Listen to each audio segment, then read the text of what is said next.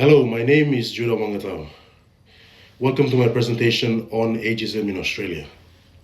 In this presentation, I will first define ageism and explain how it operates in the Australian context.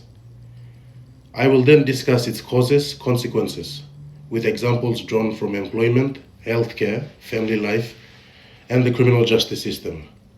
Next, I will highlight why ageism is a critical issue for the criminologists. And finally, I will share my personal reflection on what I've learned throughout this topic.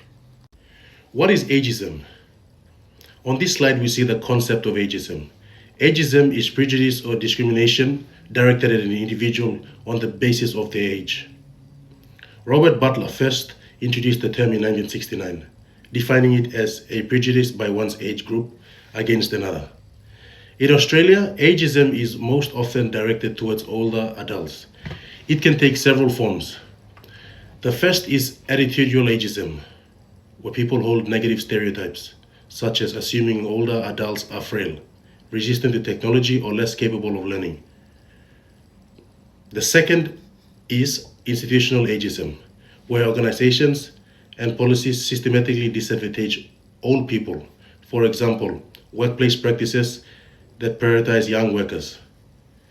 The third is internalized ageism, where older individuals adopt negative beliefs about aging themselves, which can reduce their confidence and well-being. So ageism is not just about rude comments or casual jokes. It is a structural issue that influences how older Australians are treated across society. Causes of ageism. On this slide, I outline the main causes of ageism. First, cultural value plays a key role. Australian culture places a strong emphasis on youth, beauty, and productivity. This cultural bias often marginalizes older people by portraying aging as decline. Secondly, media stereotypes reinforces these ideas. Older Australians are frequently depicted in media as weak, dependent, or socially isolated. Such stereotypes shape public attitudes and expectations. Thirdly, workplace barriers contribute to ageism. Research from the Household Income and Labour Dynamics in Australia survey shows that mature age workers, particularly women over the age of 50, experience discrimination when applying for jobs. Employers often see older workers as less adaptable or too costly, despite evidence that they bring skill and reliability. Finally, institutional blind spots in areas like the criminal justice system also cause ageism. For example, sentencing practices are designed with younger offenders in mind and often fail to account for the needs of aging prisoners. The consequences of ageism. The consequences of ageism are wide-ranging and serious. In employment, ageism can result in early retirement, limited career development, and long-term unemployment. This often leads to financial insecurity and old age poverty. In healthcare, older Australians are sometimes misdiagnosed or dismissed.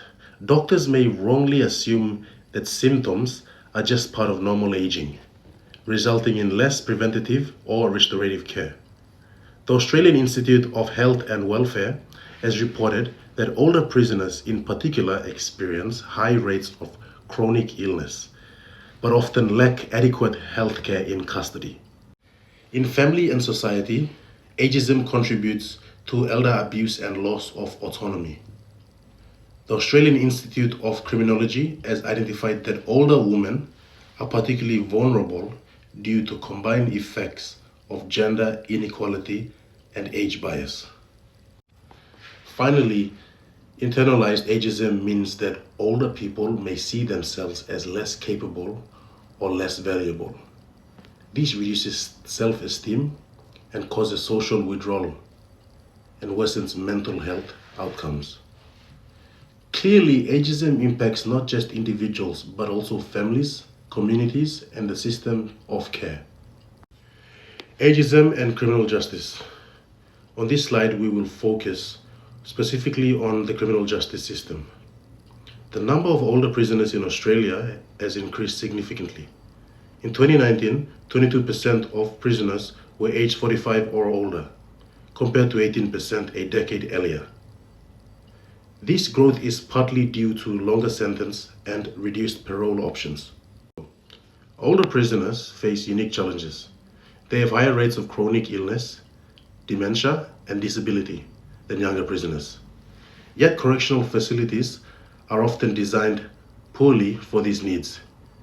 They lack wheelchair access or specialized medical staff. Thomason and colleagues found that older prisoners are frequently excluded from rehabilitation programs and prison jobs.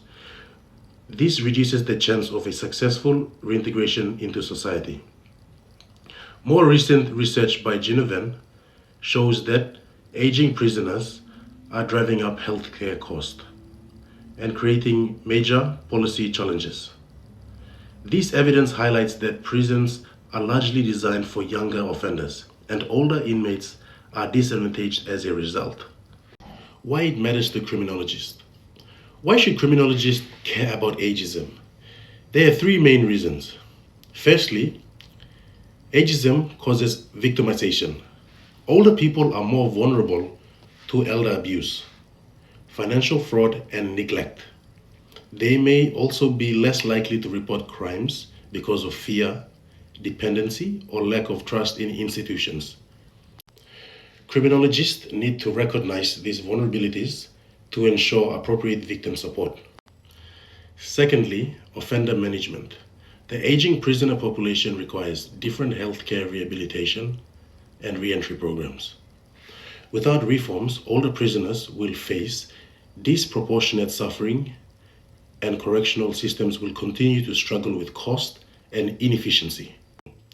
Thirdly, policy development. Ageism intersects with other social issues such as gender and disability.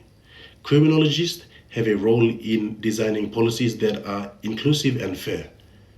These include age-sensitive sentencing options, prison programs adapted for older people, and improved community support on release. In short, understanding ageism helps criminologists create a justice system that is both fair and effective. Reflection. On this slide, I will share my personal reflection. Studying ageism has made me realize that it is not simply a matter of prejudice or casual stereotypes. It is a systemic issue that runs through workplaces, healthcare, families, and especially the criminal justice system. I was particularly struck by the evidence on older prisoners. Learning that many correctional facilities are unprepared to care for older inmates made me question whether imprisonment for this group is truly just or humane. It highlighted for me how structural ageism can make punishment harsher than intended. Through this reflection, I now see that criminologists must treat ageism as both a justice and human rights issue. Addressing it means challenging stereotypes, reforming institutions, and ensuring dignity for all people of all ages. This has broadened my perspective and deepened my understanding of social justice in criminology. The final slide lists the sources I have drawn on throughout this presentation.